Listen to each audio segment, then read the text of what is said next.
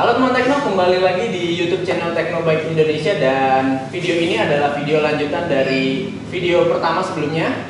Dan sekarang di samping saya ini sudah ada Mas Aldi dan juga Mas siapa Mas? Anton. Wah, mukanya nggak asing sih. Sering banget berkeliaran di Instagram dan juga di mana? Binlock ya? Di Bintaro. Di Bintaro. Binlock. Oh, Binlock. Iya, Binlock. Oke.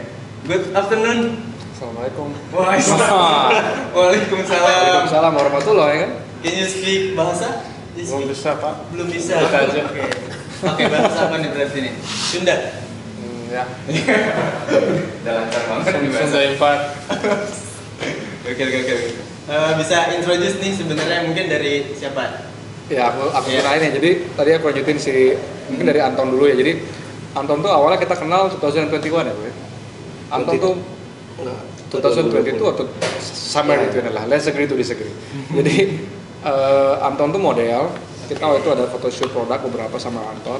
Tapi yang cukup unik waktu itu karena yang paling saya appreciate itu pertama Anton paling on time. Jadi dia datang kayak sejam setengah sebelum pekerjaan. Yang buat saya itu saya sangat appreciate punctuation. Dan yang menarik Anton tuh datang naik sepeda. Jadi waktu itu dia datang pakai sepeda fiksi biru gitu loh kan. Itu posisi di Bandung atau di Jakarta? Di Jakarta. Terus saya tanya kamu suka sepedahan gitu kan? Ternyata dia I like to ride a bike gitu loh kan, dan dia ternyata di negara sebelumnya juga memang suka olahraga, bahkan atlet dan lain-lain gitu. Jadi asal negara dari mana? Dari Rusia. Dari Rusia. Jadi saya bilang oke, besok main ke kantor saya ada sepeda road bike pakai. Ya udah, akhirnya sampai sekarang jadi Sunda Empire, kemudian jadi teman, udah kayak keluarga. Ya udah kita tiap hari goes bareng, mau kemana bareng. Kalau ini Mas Aldi ini sebenarnya dulu bos Aldi. Jadi yang mulia Bos Aldi ini dulunya kerja sama saya juga di Rewa Fajim, udah bareng-bareng kita dari tahun berapa ya dia? 2016 mungkin 2016 lah pada waktu itu. Terus dia sudah malang melintang kemana-mana sampai akhirnya kembali jatuh di bumi gitu kan. Terus ya udah akhirnya 2020 Aldi ikut bareng sama kita lagi, dan karena memang Aldi punya pengalaman dan memang dia di garment, tekstil dan lain-lain tuh cukup dia cukup ngulik gitu ya. Jadi akhirnya bareng-bareng. Jadi ini Anton, ini yang mulia Bos Aldi. Modelnya ini bosnya nih yang paham dengan produk ya berarti ya. yang paham jualan ya, atau ngebalas chat Tokopedia. Yang balas asal dia. Mungkin sih. Banyak anak buahnya. Kalau kita ngomongin masalah produk ya, mungkin kalau sama Mas Aldi ya. Iya. Produk ya. Produk dari Manta Liberta ada yang terbaru lagi nggak nih? Ada yang koleksi terbaru? Ini atau? yang paling ditunggu mungkin ya dari beberapa panjang video tadi yang waktunya kita promo. Betul Mas Dipo ya? Ya, jadi kalau buat upcoming collection sebenarnya kita ada beberapa collection, ada mungkin 3 collection. Yang pertama itu kita mau bikin collection namanya Linea. Yang kedua adalah beberapa multiple color jersey. Terus kita juga ada nanti buat thermal jersey juga mau ada, karena kebetulan beberapa rekan kita itu pada seneng goes jauh mungkin ya. Jadi contohnya bentar lagi akan ada event Paris-Brest. Nah itu kan banyak kebutuhan dari teman-teman buat kira-kira bisa nggak kayak bikin jersey thermal dan lain-lain. Akhirnya kita udah riset dan mau meluncing beberapa item tersebut gitu. Terus selain jersey, terus ada juga nanti ada bib terbaru juga tentunya dengan kualitas dan juga desain yang selalu ditingkatkan. Begitu. Kira-kira kapan nih launchingnya nih? Sudah ada estimasi? Kalau estimasinya mungkin di waktu-waktu dekat ini. Collection pertama akan kita drop sekitar akhir bulan depan. Dan setiap 2 bulan sekali kita akan ada drop koleksi baru. Itu aja mungkin. Bisa. Setiap 2 bulan ada koleksi baru. Iya. Dan mungkin bulan depan di bulan Agustus berarti ya. Betul. Di bulan Agustus masukin ke Tekno. Pasti kalau. Itu yang pertama kali ya. Oke. Langsung aja nih teman-teman melipir ke Teknobike. Harus. Tadi siapa panggilannya nih? Panggilan nama bekennya? Mister. Gimana kalau di Indonesia udah berapa lama? 4 tahun. 4 tahun. Atau 4,5. 4,5. Goes, Lu tanya dong makan siangnya di mana? di mana makan siang? Di mana makan siang? Favorit? Mie goreng Celup. Mie goreng. Mie goreng lu at warteg ya? That's the best ya. It's a champions breakfast, Lunch. lunch. And champion dinner. Warteg ya, makannya warteg ya. Ya, Gokil. Bisa jadi bersih Suka? gitu kulit ya. kamu suka warteg? Suka banget dong. Not expensive. Gimana kalau goes di Indonesia gimana? Sama di Rusia bedanya apa? Mungkin kita Di Rusia, I never riding in Hmm. Russia. I start riding in Indonesia. The first I collect by myself. Oke. You buy? I was something I found, something I buy. Like the frame, I found the frame. The first bike. Yeah, the first bike at Fixie. Yeah, just a steel bike. Still. What size do you use? Actually, I think It's small, maybe. 58 to 60, 58, yeah. For the first bike. But for the first bike, I It is think small. it's 53 maximum. Kayak naik kambing. Yeah, it's kind of small. It looks like I use my young sister's bike. Oh iya. Gimana mencari size kayak gini di Indonesia? Yeah, it's kind of problem I Yeah. think in Indonesia to find some the big sizes of the bikes. Ada sebenarnya kalau nyari size-nya. Oke apa itu? Di Tekno. Oh iya. Oh, harus. Pakai loop size M ya, Mas Dipo ya? L. Oh, size L. Sorry. Look size L banyak sih. Boleh langsung aja datang ke Tekno. Bener sih tadi tuh. Oke, Ya. tadi udah coba. Terus kalau di Indonesia favorit di mana? Di daerah mana? For boys, Ya. uh, Inloop kali ya. I think Cikarang, Hambalang. No, in Bandung. In Bandung, Which part? the volcano. Ah, Tangkuban Perahu. Tangkuban Perahu. Tangkuban Perahu. There is the new road. Cikole udah bagus nih. New Road. I mean, yeah, the asphalt. Jelek-jelek. They put the good asphalt. Udah berarti basicnya climber nih berarti nih. Try to be. I tried But to, never good. Never good. yeah, Everybody wants to be. I like impressed by Marco Pantani climbing. Like I'm fan of him. Like I see how he's struggling on the climbing, how he pushing, and like I see that's what I want. I think that's what I want. Yeah. Tapi kalau di Rusia flat mungkin ya atau Beda, different. Ada flat, ada mounting. Tapi there is the problem because some part of the Russia real cold, like dingin banget. Yeah, in my hometown sometimes there is minus 40, minus 50. nanti mungkin baju manta bisa tuh. Memang rencananya gitu Iya. sih. Untuk minus Iya. minus 40 ya. Harus Masih juga malu sih jangan goes mati. Lebih ke ini mungkin hipotermia nanti ya. Iya. Tapi yang dia suka di Indonesia tuh if you ride here you can ride anywhere. Yes. Karena dia apa? You like angkot, ibu-ibu with the motorcycle. Oh, that's the worst enemy, right? Angkot gila. you never know where he is turning. Bulan kemarin kita tabrakan. Oh iya. Tabrakan, Iya. sampai forknya patah. Fork patah. Forknya Itu di patah. mana di Bandung? Jalan Raya Bogor enggak? Oh Jalan Raya Bogor. Lagi Jalan Raya Bogor. No, we were with the RPS group, right? Yeah. At that time. Yeah, we Di Jalan Raya Bogor, dia goes. Terus ada angkot Depan terbalik angkot? dihajar. Oh depan muter balik Masuk tuh, angkot. dua orang tuh. Dua. Sepeda dia sama sepeda teman juga tuh Jurats tuh Yura itu sepedanya kayaknya patah juga tuh. Kayaknya. Aduh. Frame-nya langsung. Kalau dia forknya doang tuh sepedanya patah. Yang Bianchi. Iya. Yang Bianchi. Gitu. Jadi ya, angkot is your best friend ya. Yeah. Langsung One dicium love. ya? One love for angkot.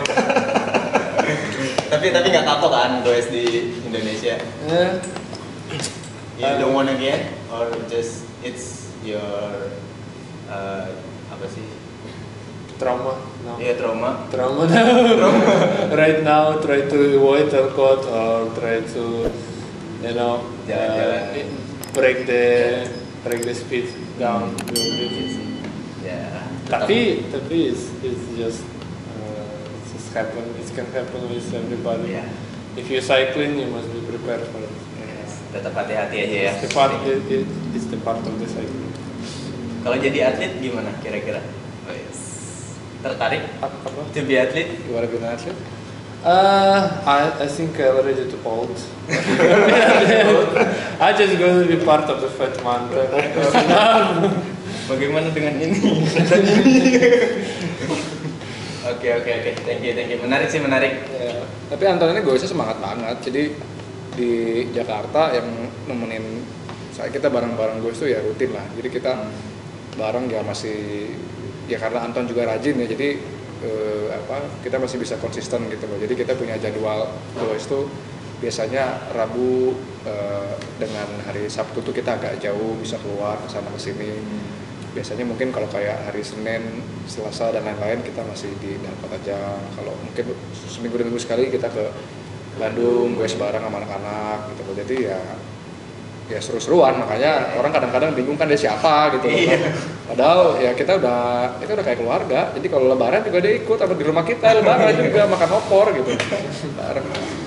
Semua orangnya terbuka sih ya, nggak terlalu pilih-pilih gitu. Kalau kita sih goes sama siapa aja lah, yang penting goesnya menyenangkan, goesnya seru, mau tempur, ya kan. Ayo, Pokoknya gitu. ya Kang ya mau Kang Tara masih ke Jogja aja single gear bisa masuk, jadi nggak usah kebanyakan briefing, go, pokoknya gas aja langsung gitu loh kan. Nggak pernah berhenti tapi kalau gue sama Om Andi sama Om Tara Kenapa? nggak pernah berhenti kalau gue jauh. Kita kan nggak dikasih rest gitu. Gini saya klarifikasi ya supaya kita itu nggak disangka nggak punya pekerjaan. Oke. Kita itu kan punya pekerjaan juga, kita tuh harus disiplin. Nanti ada meeting, ada mungkin kayak business call, saya juga mungkin harus mimpin meeting. Jadi saya menghargai waktu gitu, makanya kayak misalnya gue contohnya kayak tadi pagi misalnya, atau ya anggaplah kalau kita long ride itu kan apakah kayak dari rumah saya Lebak Bulus ke KM0, ke Rindu Alam, apa ke Hambalang, atau kayak ke Jakdung gitu loh, atau mungkin kayak long ride lain. Saya tuh nggak suka berhenti gitu loh, karena ya pakai target. Misalnya kita ke Pangandaran atau kayak ke Bandung, itu ditarget, oke kita berangkat jam 5, itu jam 12 sudah sampai misalnya gitu. Tapi kita juga nggak ngoyo, karena saya juga bukan atlet kan gitu loh maksudnya. Cuma ya kita harus persiapan kan gitu. Jadi ini Fat Mountain nih sering saya omelin gitu, maksudnya kalau kamu juga ini ya latihan dong gitu loh kan. Jadi kalau dia latihan nggak egois kan. Jadi kadang-kadang kalau misalnya ada teman-teman kan ada motor atau mobil yang bisa bawain supply gitu, jadi ngapain berhenti karena kelamaan ngobrol. Aja. Nah, jadi jangan kebiasaan kita di Jakarta dibawa-bawa gitu loh, goesnya cuma 1 jam, kopinya 3 jam gitu loh kan. Jadi kalau sama saya nggak ada berhenti. Jadi kalau bidon habis angkat tangan, ada udah supply ganti langsung. Jadi kalau kayak kemarin kayak ke Pangandaran kita nggak usah berhenti kan ya, langsung aja 200 kilo 1.500 tuh nggak usah, ke Bandung tuh nggak usah. Kemarin juga minggu kemarin saya ke Bandung nggak usah. Jadi kita nggak usah berhenti gitu. Tapi ya maksudnya konsisten gitu. Tapi emang harus latihan juga sih. Ya harus, kalau nggak latihan ya tekor juga gitu loh kan ya pasti. Karena kalau ditinggalin nggak akan ditungguin. Oh iya. Nggak akan ditungguin. Tinggal aja maksudnya saya bilang jangan egois, kamu latihan. Iya. Tapi ya kan kita juga ada support lah. Jadi kadang-kadang kayak misalnya siapa yang ketinggalan, telepon tim support, loading ketemu di mana gitu aja. Jadi jangan mengganggu yang di depan. Karena saya punya sejarah gini. Jadi Fat Mountain ini lucu ya. Saya dulu tuh Aldi, ada adik saya sama rombongan. Jadi ada namanya Papi juga. Ini Papi ini sekarang suka kabur-kaburan sama Anton. Jadi dulu tuh kita goes Jakarta Bandung pertama kali tuh. Lewat Purwakarta. Saya ini udah feeling ini sama anak-anak ini kayaknya nggak beres nih. Jadi saya nanya ke Kang Tara, ini nyampe jam berapa kira-kira? Kayaknya kalian mah nyampe jam 7 malam gitu loh. Saya bilang nggak mungkin jam 7 malam kemalaman. Benar, begitu nyampe Karawang, Aldi bocor. Aldi itu maksudnya udah rungkat lah. Aldi udah hancur gitu loh kan, udah nggak sadar. Terus udah gitu nanti nyampe di Purwakarta si Papi lagi tidur di pinggir jalan, udah selesai. Terus nyampe di Cikalong ada saya lagi masuk mobil. Jadi ujung-ujungnya karena nunggu-nungguan itu, jadi ujung-ujungnya cuma saya sama Anton sama teman saya Elba bertiga. Jadi kita dari Cikalong tuh goes hujan-hujanan, macet, gelap ke Bandung. Jadi dari situ saya udah berpikir nggak ada lagi kayak begitu. Jadi goes tuntas, ada misinya, nggak boleh berhenti, supply full, udah beres gitu. Itu kejadian terakhir berarti ya nggak? Terakhir dan tidak akan terulang. Udah, supply. Jadi itulah kalau asal mulanya Fatman itu dari situ sebenarnya kejadian itu dari trauma menjadi enggak trauma lah, motivasi buat dia. Iya, jadi motivasi. Bisa. Latihan terus ini gue nggak boleh ketinggalan nih. Iya. Jadi Di kantor aja yang paling rajin saya kan, dia harusnya bisa lebih rajin kan. Iya. Gimana sih Mas ya? Besok Di kantor disiapin alat-alat, wahyu apa semua gitu. Aldi itu seneng, makanya waktu tahun kemarin saya tuh kan goes sama dia, sama ada teman-teman kita, ada Munir, ada Uus. Itu saya jatuh tuh, tabrakan, sampai patah semua kan. Jadi dia seneng. Karena 2 bulan dia beristirahat. Iya. Jadi saya yang patah, dia istirahat. Karena saya setelah seminggu jatuh, saya langsung tetap goes di rumah kan, bisa wahyu, bisa apa gitu loh. Dia malah libur 2 bulan. Jadi begitu saya goes lagi sampai sebulan setengah gitu ke jalan, wah udah kena namanya orang khawatir ya. kena setrum lagi deh kan. Khawatir ya. Jadi gimana nih keadaannya, udah dah gue ngimbangin. Iya. Jangan biar kita istirahat aja. Setuju sih deh udah. Tapi sekarang disiplin, jadi kita ke Bandung Pangandaran, Jakarta Bandung tuh paling jam 12, jam 1 udah sampai. Bandung Pangandaran 200-an ya? 225. 25 lah. Lebih. Rolling sih. Ya rolling lah. Ya, jadi memang Fatmanta nih performnya ya walaupun masih berproses lambat tapi Ada gitu ya? membaik. Dan kemarin ada yang unik waktu kita roadshow memperkenalkan produk kita, waktu itu kita gue sampai ke Bali. Oh iya, Tour of Sunshine ya. Itu ada yang nge-DM dan saya respon gampang. Ya sekali-sekali saya goes nemenin bosnya. Oh, ownernya orang Rusia. Iya. Dan mereka percaya waktu itu. Jadi waktu itu yang nge-DM saya termasuk Kompur, ini saya sama bosnya lihat. Saya akhirnya juga berkesempatan goes sama owner yang mantan. Jadi saya sampai bilang bahwa produk kita ini hanya dijual di Indonesia dan di Rusia saja. Dan mereka percaya memang betul. Itu ada yang mendem saya 3 orang, menarik sekali pertanyaannya. Saya bilang ya sekali-sekali kita nemenin big bossnya datang dari Rusia, kita ajak ke Bali seperti apa. Dan waktu itu di Bali lagi banyak Rusia ya, Iya. reunian. Karena dia daripada ikut perang mendingan di sini aja kan. Jadi akhirnya kita tampilkan Sampai nonton ya? semua nonton, dia ada bosnya nih. Biar tahu. Kasih ceritanya. Berarti udah kemana-mana nih ya? Iya, Wah, betul. bisa dibilang maskotnya mungkin ya, maskot Manta Liberta. Enggak, cuma dasar mentalnya orang Indo aja ngeliat bule dikit heran gitu. Padahal dia sebenarnya Sunda Empire gitu. Jadi ya mungkin kalau kayak di Dakot ngelihat ada Anton gitu. Jadi orang kan, karena dia juga kan rajin, jadi nggak kayak kita siapa gue pisah-pisah dia sendiri tetap goes. Jadi fotonya bule manta gitu. Iya, udah jadi ikonik gitu. Oh, ini bulenya mantan nih. Iya, itu mental Irlander aja. Padahal dia Sunda Empire sama aja sama kita. Batu Karas, orang Batu Karas. Nah, dia sukanya orang Batu Karas dia. Dia punya ada ibu angkatnya di sana. Di Batu Karas. Iya. Paling favorit itu ke Batu Karas. Harus Ada apa tuh di Batu Karas? ibu ya, there's ibu in Batu Why Karas. you love Batu Karas so much?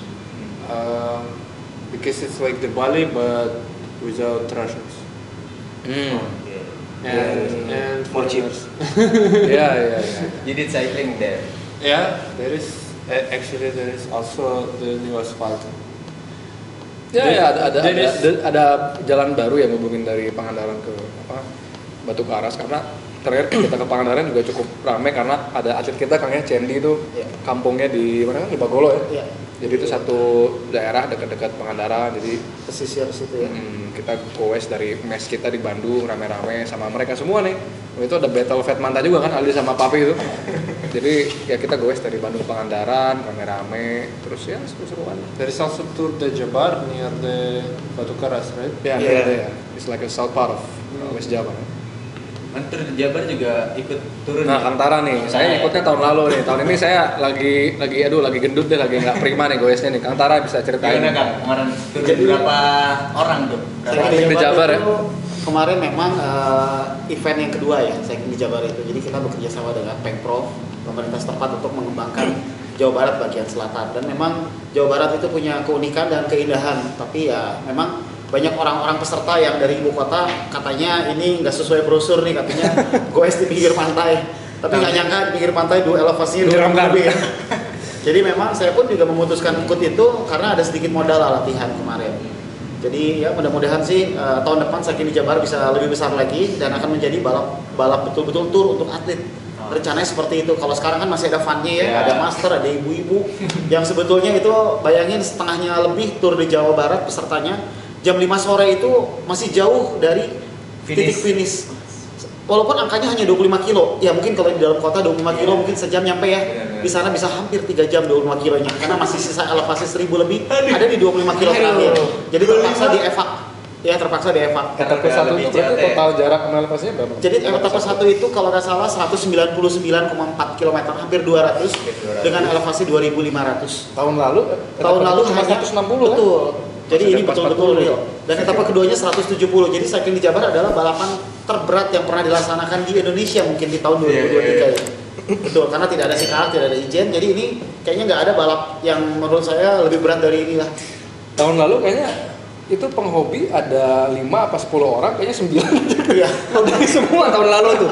Tahun lalu Tahun ini lebih ya, lebih dari itu ya. Betul. Lebih dari itu dan benar-benar korbannya banyak sekali tahun ini. Tapi mereka justru boleh dibilang komentarnya 60, mungkin 70-30 justru pada pengen ikut lagi tahun depan dan pengen finish beneran. Oh. ya. Betul. Ada yang 30 mungkin udah deh kayaknya give up, nggak mungkin lagi. Termasuk tim dari sponsor utama dari BJB, begitu dikasih slot 20 nama yang muncul cuma 2 pun akhirnya nggak ada juga dikasih orang karena udah tahu berat sekali rutenya. Itu harus di Selatan ya? teman-teman Jakarta mesti ikut lah itu. Iya. Itu bisa kok sebenarnya kalau kita ya finish bisa lah gitu. Cuma memang mengejutkan lah beberapa tempat di situ ya. Dari awal saya udah bilang bahwa ini bukan peloton maghrib, ini bakal peloton habis isya baru finish. Jadi betul-betul akhirnya sebelum memasuki maghrib mendingan kita evak daripada finish jam 8 malam lebih, bahaya, gelap, dan itu rutenya rute yang sepi banget lah, nggak ada Indomaret, nggak ada tukang tambal, jadi betul-betul nggak ada apa-apa kalau ada. Kosong gitu aja ya. Tapi jalanan halus. Jalanan boleh dibilang 90% bagus. 90% Iya. bagus. Tapi rutenya tuh menurut saya luar biasa ya. Jadi kayak tahun lalu saya ikut di hari pertama tuh kita disuguhin pemandangan perbukitan, pegunungan, dan itu aspal super bagus banget. Kita bisa ketemu segala jenis tanjakan deh, dari mulai yang mau 28, 29, terus 15, 10 gradientnya gitu kan. Jadi ya kalau modal cukup, rajin latihan, saya yakin bisa gitu. Tahun lalu sih saya berat mungkin di bawah 6-7 kilo, sekarang rajin masih bisa ikut peloton elit tuh di situ. Terus hari kedua tuh super bagus banget, kita nyusurin selatan Jawa Barat kan ya, Iya. ke Pangandaran semua Pangandaran. gitu. Terus di segmen di hari kedua tuh biasanya kopnya sprint di situ tuh. Nah itu Berarti flat ya. anginnya luar biasa gitu. Jadi kalau orang Jakarta bisa kok gitu loh di sana ikut gitu kan kalau rajin. Jadi tahun lalu Aldi mewakili Jakarta ikut juga. Cuma hari pertama start setengah jam langsung naik mobil. Dia gara-gara waktu itu saya sarankan untuk dirilis. Jadi sebelum saya itu kan biasanya kalau ya udah laktat numpuk gitu ya. Ada protokol recovery macam-macam, cuma saya bilang kamu kayaknya kurang dirilis gitu loh, biar cakranya dibuka kan. Banyak Jadi laktat. waktu itu saya panggilin ada satu fisioterapis namanya Mas Tupan itu. Ini harus dikasih kredit buat Ican Badak nih kan. Jadi akhirnya saya panggil Aldi, temenin sama Munir. Aldi mungkin nanti kita kasih dokumentasinya kan, dibuka cakranya. Ternyata cakranya kebuka semua. Gitu loh. 12. Iya, jadi cakrakan ya kan. Akhirnya begitu pas balapan malam itu samping karena dia tegang ya. Oh, ini elevasinya hampir 3000, terus ada gini. Saya udah mau tidur tuh dia kayak aduh besok gimana ya? Lu sarewe mana goblok, saya bilang gitu kan. Akhirnya besok itu ya udah dia balapan benar. Jadi H-1 itu panas 40 derajat, pas hampir step dia. 40 saya. Panas kalau dipegang tuh kayak kompor gitu loh, kayak panci. Jadi pas Tapi tetap nggak percaya. Oh ini kayaknya tegang ya. Sakit. Tegang. jadi akhirnya H-3 begitu jalan start itu dia kenapa gitu. Nggak bisa ngomong ya. Tenggorokan gitu kan. Jadi 30 menit baru mulai start. Awalnya kan langsung dapat ajakan begitu tuh, wah gitu loh kan. Wah, langsung udah Kang Tara pakai motor, capek kali mau dorong. Peserta balap tapi didorong gitu kan. Lama-lama ya udah dia dibonceng, Kang Tara juga yang bawain sepedanya gitu. Aduh, ya jadi memang saya ngingetin memang di Cycling di Jabar nih sampai main elit pun kemarin finish nanya saya, Mas Bambang tuh nanya saya, pembalap senior. Dia bilang, Om Tara ini survei siapa sih? Gila ini rutenya katanya. Jadi terus terang aja memang ya biasanya kan kita tahu lah yang sering dalkotannya 200 sampai 250 watt, gandol bisa speed 50 kan. Di Cycling di Jabar kemarin 200 sampai 225 watt, speednya hanya 18 sampai 20, dan di speed 20 km per jam kita megang drop bar. Kenapa? Karena itu badai. Angin ya. Anginnya dari kanan kiri. Kebetulan kemarin saya pakai pelek 60. Itu lari 18 sampai 20 aja mengeluarkan 200 watt datar dan terpaksa megang di bawah karena anginnya kanan kiri atas bawah. Saya nggak tahu lah. Jadi betul-betul badai. Angin topan. Mungkin kalau kita coba di pick anginnya satu arah lah. Sana didorong, ke sini dilawan, tapi betul. Tapi kalau kemarin kita lihat Pantai Rancabuaya ini kayaknya benar-benar badai, angin puting beliung. Jadi Terus terang di main elite aja kita tahu speednya hanya 30 sampai 35. Dan di grup master kayaknya speednya 28 sampai 35 aja seperti itu. Jadi tahun depan ini betul-betul tantangan dan mudah-mudahan Saikin di Jabar makin meriah lagi nih. Diadakan lagi di rute itu ya. Betul, dan ingat kemarin Saikin di Jabar startnya itu ada di tanjakan 20%. Yang katanya pantai kok ada tanjakan kayak begitu, betul. Begitu tanjakan 20% ternyata oleh Marcel dikasih bendera hijau. Jadi semua kaget semuanya dan akhirnya pada saat start dari kilometer 15 sampai 199 saya langsung ITT, depan jauh belakang jauh. Berantakan semuanya. Hari kedua brosurnya flat, ternyata angin. Ya betul flat betul. Tapi kayaknya pakai lepas tangan nggak mungkin bisa ya, oke. Tangan satu aja kayaknya nggak bisa. Jadi sepanjang jalan kita betul-betul lelah gitu ya. Badan atas harus tegang terus Nahan kontrol, terus ya. kaki juga harus muter terus. Jadi kayaknya capek lah. Apalagi kalau orang yang biasa mengontrol lihat monitor, ngintip lagi udahlah matiin aja lah. Stres. Kilometer kok nggak mana-mana. Betul. Jadi balapan yang unik lah menurut saya. Harus dicoba dan memang jarang dieksplor juga sih daerah-daerah selatan. Jawa Barat juga harus punya event yang prestisius, yang ikonik dan maksudnya memperlihatkan landscape-nya dan potensinya bukan cuma jadi one day race tapi jadi grand tour juga kan ya. Balapan tour. Dan idealnya memang itu kan 375 ya. Kenapa nggak dibagi 3 aja sih? 125 itu mungkin lebih ideal untuk sebuah balapan, nggak 200 sama 170 kok kayak Tour de France sih. Jadinya kayak begitu padahal pesertanya amatir semua dan yang qualified mungkin hanya 20% lah dari 100% peserta. Jadi betul-betul semuanya menderita. Finishnya betul-betul di prank sekali. Luar biasa Saikin di Jabar. Mimpi buruk sih gitu. Buat yang nggak latihan mimpi buruk. Oh kemarin ada lihat Tour de France ya, 190 kilo elevasinya bisa lihat ya, hampir 5.000 ya. Luar biasa. Jadi Saikin di Jabar melalui rute seperti itu luar biasa. Dari Tour de Malais ya. Tour de Malais 2000. Kalau tips-tipsnya kira-kira apa nih buat nanti nih tahun depan untuk teman-teman yang mau ikut Tour de Jabar? Kemarin nih saya lihat tuh banyak banget energi banget. Oh iya, jadi sebetulnya gini, kita tuh ada perubahan konsep. Yang tadinya itu yang akan dilepas race itu hanya main elite. Jadi dari kilometer 0 sampai 200 dan besoknya dari kilometer 0 sampai 170. Kalau atlet otomatis dari 0 adalah langsung start race. Apapun yang terjadi kita lepas. Dan untuk master ABC dan woman rencananya adalah tiap water station masuk dulu sehingga yang terjadi adalah fondo ride dulu bersama-sama. Tiap 30 km berhenti, kemudian kilometer 60 berhenti, kilometer 90 berhenti, baru dilepas balap adalah di kilometer 120. Tapi ternyata pada saat technical meeting malam, komisioner memutuskan mekanismenya terlalu sulit seperti itu katanya. Akhirnya ternyata semua kelas dilepas massal bersamaan. Sehingga malam-malam banyak yang panik, ada yang tiba-tiba nyari bacang, ada yang tiba-tiba nyari lontong, dan di Pangandaran tuh nggak ada apa-apa di Ciltuh itu. Jadi mau nggak mau warung pun habis semuanya kita borongin, dan alhamdulillah saya masih dapat support dari Strive. Itu semuanya saya tempel aja di atas. Dan itu harganya udah 3-4 kali kalau dijual di jalan.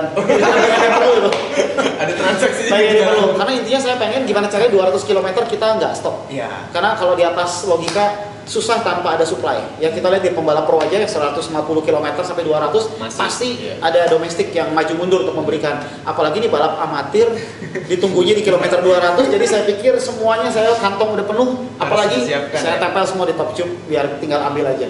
Dan banyak yang minta nggak saya kasih daripada saya mati kan. Ini buat gua sendiri. Selamatkan diri masing-masing.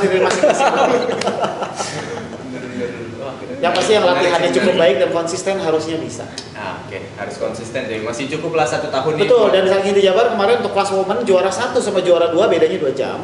Dan juara 1 sama juara 3 di woman bedanya 4,5 jam.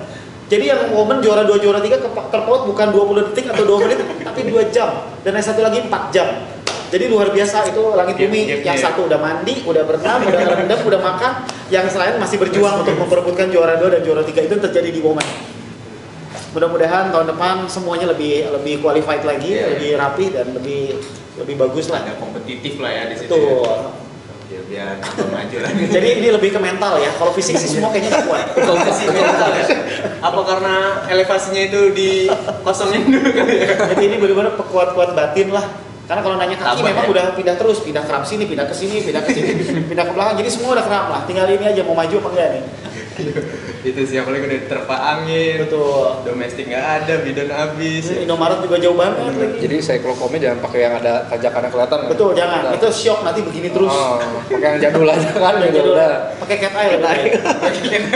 Kecepatan udah cukup ya. Sama jam ya.